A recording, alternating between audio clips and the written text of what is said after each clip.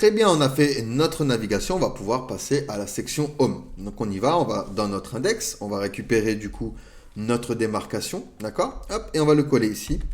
Comme ça, ici, on sait que ça correspond au code du Home. Donc, parfait, nickel. Donc on va pouvoir même, hop, s'agrandir ceci, ce sera beaucoup plus simple, et se ranger ceci, comme ça on verra mieux. Ok, donc là, on a notre section Home, donc on y va, on va créer donc une section qui aura la classe Home et l'ID Home également, d'accord, pour le lier à l'encre de lien. On n'oublie pas une div avec la classe Home Content pour le contenu. Ensuite, j'avais fait un H1, j'avais mis un span, et ici j'avais mis rouler, alors, les expériences dans le span. Je sors du span, d'accord, ça on va pouvoir le styliser d'une autre manière. On met un petit BR retour à la ligne, ici on va mettre location de voiture simplifié. Ok. Ensuite, je me mets un P avec un lorem, admettons 15. D'accord, un lorem 15 va suffire. Ensuite, on a quoi? On a les applications, d'accord, pour pouvoir télécharger, admettons, l'application de notre location de voiture. Donc ici, je vais faire une div.app et on va mettre store, par exemple. On va l'appeler App Store. Alors, app. Voilà, App Store. Et à l'intérieur, on va se glisser nos deux images. Donc ici, je vais aller dans IMG. Et puis, alors, hop, et je vais aller chercher, du coup, dans Images. Alors, je vais chercher Apple. Et pour la deuxième, on va aller chercher Google. Voilà, comme ça, on a ici les petites icônes, les petits logos de Apple et de Google Play. Ok? Nickel, nickel. Donc maintenant, hop, on revient ici, on sort de Home Content hein, et on va faire une div avec la classe Home Form. D'accord? Donc ça va nous servir pour le formulaire. D'accord? Le formulaire pour pouvoir choisir les dates, etc. Donc ici, on fait un form. Action s'en occupe pas, on fait que du front. Donc on peut mettre ici un dièse. Ensuite, je me fais une div avec la classe inputBox. Un span avec écrit emplacement. D'accord? Ensuite, je me fais un input de type search. Ça, on va pouvoir l'effacer, hein, name et ID, on n'a pas besoin. On va placer un placeholder et on va mettre ici où recherchez-vous. Hop, où recherchez-vous. Ok? Je sors de inputBox, je m'en crée une deuxième, donc une div inputBox.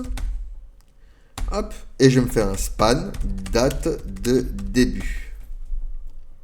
Pareil, date de début, donc input de type date.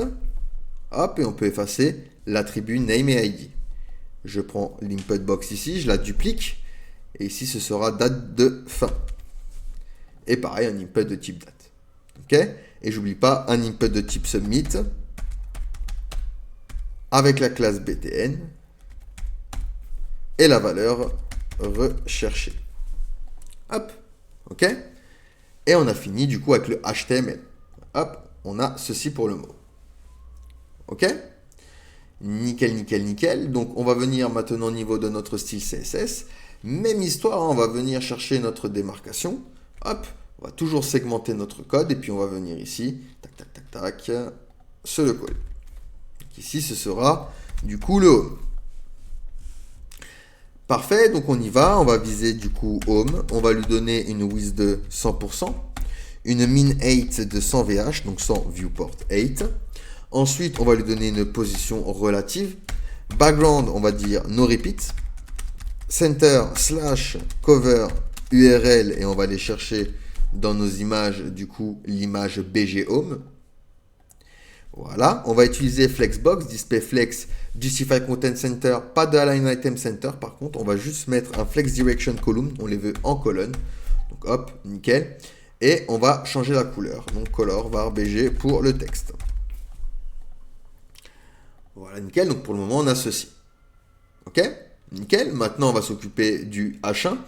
Donc, je viens ici. Hop. On va faire .home H1. On va utiliser Clamp avec font size. Vous vous rappelez, Clamp, on l'a vu lors de la formation. Donc clamp va nous permettre de faire du responsif avec du texte. Il va prendre 3 valeurs, une valeur minimum, une valeur préférée et une valeur maximum. Donc ici, il va faire 5 viewport widths, mais il ne dépassera pas 80 pixels au maximum et 30 pixels au minimum. On va changer également avec letter spacing l'écart qu'il y a entre nos lettres à 2 pixels. Alors spacing, voilà, nickel. Et color var BG. Hop et hop. Pour le moment, on a ceci. D'accord? Et le texte, du coup, va s'adapter grâce à clamp.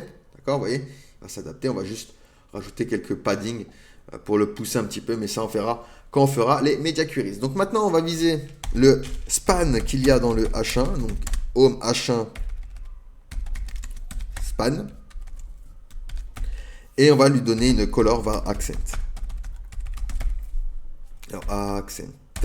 Voilà, accent.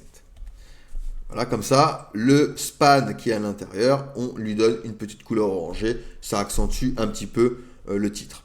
Ensuite, on va s'occuper des App Store. Donc, IMG, width 150 pixels et un petit curseur pointeur. Imaginons que lorsqu'il clique dessus, ça va ouvrir directement sur votre téléphone, si vous êtes Apple ou Google. Nickel. Ensuite, Home, Form, Display Flex, Flex Wrap, on va lui dire Wrap, d'accord. Align Items, Center pour le centrer sur Y, on va lui donner de la gouttière, donc Gap, un rem, position absolute, Bottom, 4 rem, Left, 100 pixels, Background, var, BG, d'accord. Donc là, on est venu le positionner avec position absolue, bottom 4M et left 3M pour le positionner bien ici. D'accord? Et on lui donne un background. Ensuite, on va lui donner du padding également, 20 pixels, border radius de 7 pixels. Et color var text. Hop. Voilà, comme ça on met l'écriture en noir, vu que le blanc, le fond est blanc. Ensuite, je vais utiliser .homeform, .inputBox. Alors, inputBox. Et on va lui donner un flex, donc la propriété raccourci flex, 1, 7 rem. Et en plus de ça, on va lui rajouter un display flex et un flex direction, column. Comme ça, hop, vous voyez, ils vont se retrouver comme ça. Et c'est beaucoup plus sympa qu'ils soient les uns, enfin pas les uns sur les autres, mais de bas en haut plutôt que de gauche à droite. Ensuite, je vais viser le span. Donc hop, je récupère tout ça. Hop, on se le colle ici. On va prendre le span. On va lui donner une font weight de 500. Tout simplement, c'est tout. Et ensuite, on va viser les inputs. Donc input. On va lui donner du padding à 7 pixels. On va lui donner un background E2, E2, E2. On va également lui donner un border radius de 7 pixels. Et une font size de 1 rem. Hop. Ça, c'est pour nos inputs. Hein. Nickel, parfait. Il ne nous manque plus que notre petit bouton. Donc ici, ce que je vais faire, c'est .homeform, .btn. Pareil, on va utiliser la propriété raccourci flex avec 1, 1 et 7 rem, donc flex basis, flex shrink et flex gros. Padding 10 pixels en haut et en bas, 34 pixels à gauche et à droite. On va utiliser le background avec notre variable accent.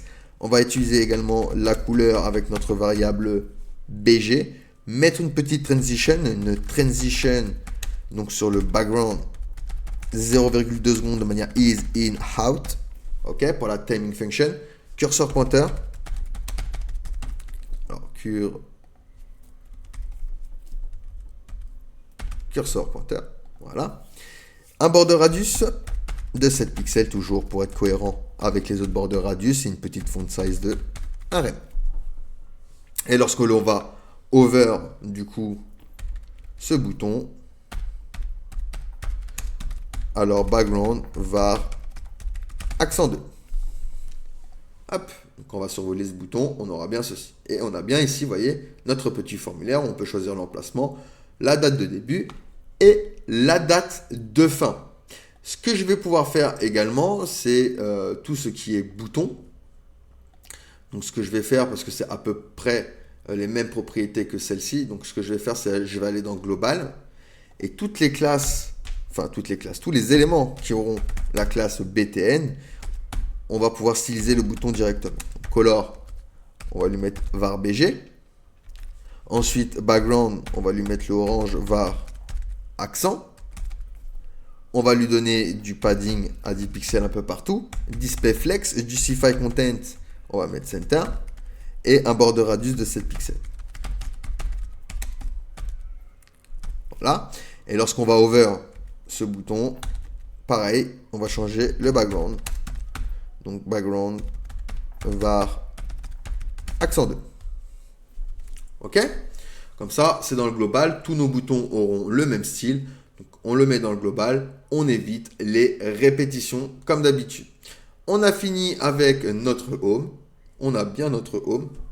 Donc, on reviendra un peu plus tard pour les media queries. Mais on a bien notre navigation et notre home qui sont ici. On va pouvoir passer à la section suivante. Donc du coup, la section suivante, c'est les voitures. Non, c'est les étapes. Donc on va se gérer les petites étapes ici. Allez, à tout de suite.